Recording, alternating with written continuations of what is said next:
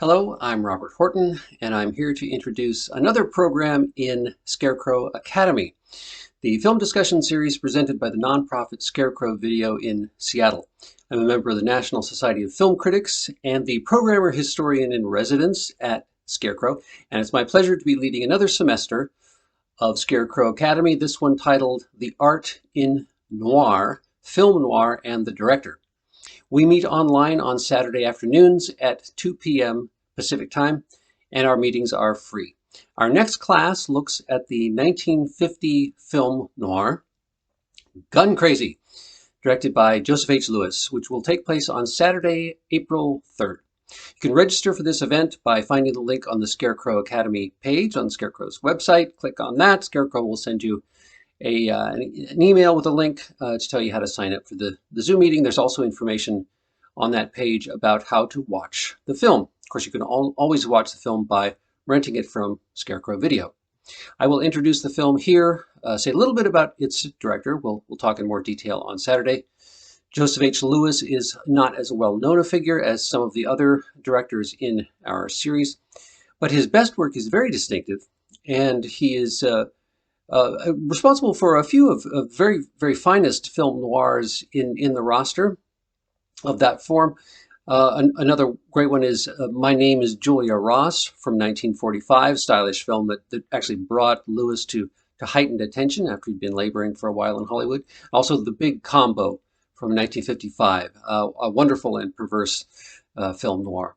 Lewis was born in New York City in 1907. He followed an older brother into the movie business, and he toiled in low-budget filmmaking for a long time before getting a crack at some slightly higher-budgeted projects. He then spent the last part of his career in television from the late 1950s into the 1960s, before apparently quite happily retiring. By his own account, he was feisty, willful, and had to do things his own way. Lewis's films are marked by an unusual amount of shots that are interesting and intriguing and different, and a fine eye for human behavior, even when he worked on the low budget level, which he often did. Gun Crazy is just such a film. It's consistently inventive and even innovative. The film's most famous scene is a staging of a bank robbery where it's two Bonnie and Clyde like lovers on the run are knocking off a bank in the middle of the day. And Lewis's invention, a way to make this come alive and be different from any other robbery that had been staged over the years in crime films, was to put the camera in the back seat of the car, let it run as the two actors drove through a small town, not a studio stage set. On their way to the bank, they would have to improvise and fill a little bit, and then leave the camera going in the car in a single unbroken take as one of them gets out, robs the bank. We wait outside in the car with the other one, and then it keeps going as the guy gets back in the car and they speed away. We'll talk a little bit about how that shot was done when we meet, but I think actually the most important part of it is the effect of it, how it feels raw and new, how it feels outside of the accepted system of doing things, and how that jives with our outlaws too, how they too do not fit into society, how they do things in a different sort of obsessive way. It's in their spirit, in a weird way, that the sequence unfolds. The ubiquity of the American car as a place of action is much in evidence in this movie. Many important scenes take place in cars. There's a romantic sequence that uses cars almost in a parody scene of lovers parting and then reuniting again. Wonderful moment. In this film, the automobile becomes a place where the energy between two people becomes amplified. So if the energy is sort of sick and is a strong amount of l'amour fou going on, then all of that just becomes intensified by this cramped space that they often find themselves in. It might be useful to contrast Gun Crazy with another film about young lovers on the run who become outlaws that came out just a year or two earlier. They Live by Night, 1948, directed by Nicholas Ray. That's a movie that came very close to making our final cut for this noir semester. Beautiful film in which the two young people are completely sympathetic. They're lonely souls, drawn to each other for the best reasons under very difficult circumstances. And we might come away thinking that it's the unfeeling and unfair society that has made them outlaws. Theirs is a tragic story, and we're, completely on their side. Gun Crazy, on the other hand, is a story of obsession, first about a boy and guns, and then about these two people for each other and guns at the same time.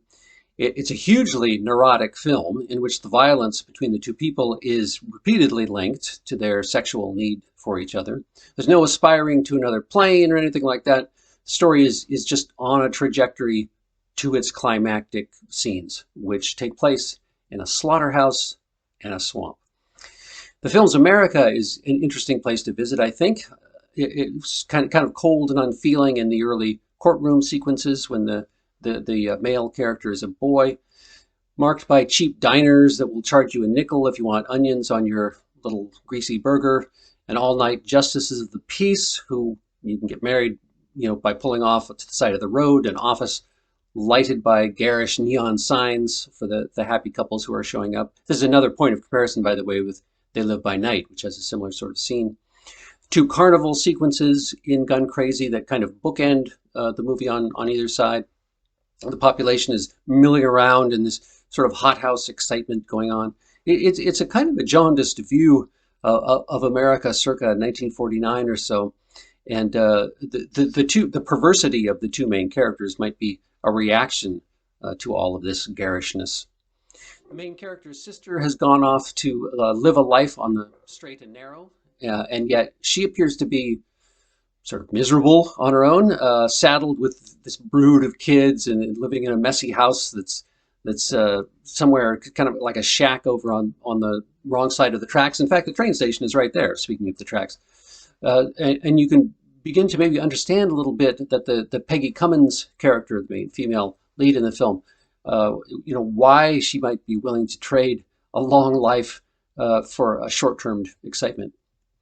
Gun Crazy pulls no punches, not least in the way Joseph H. Lewis uses his camera to intensify the already overheated story.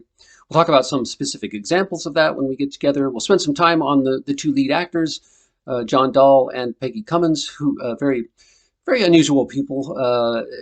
Who they bring something deranged, maybe a little bit off-putting, I think, to the movie that's entirely appropriate to their characters, which, if you think about it, maybe better actors or more familiar movie stars might not have been able to capture, perhaps. They both had kind of foreshortened movie careers, and they never really reached this fever pitch again. So join us as we look at this all-in film noir. We will gather on Saturday, April 3rd, at 2 p.m. Pacific time, for a look at the 1950 film noir directed by Joseph H. Lewis, Gun Crazy.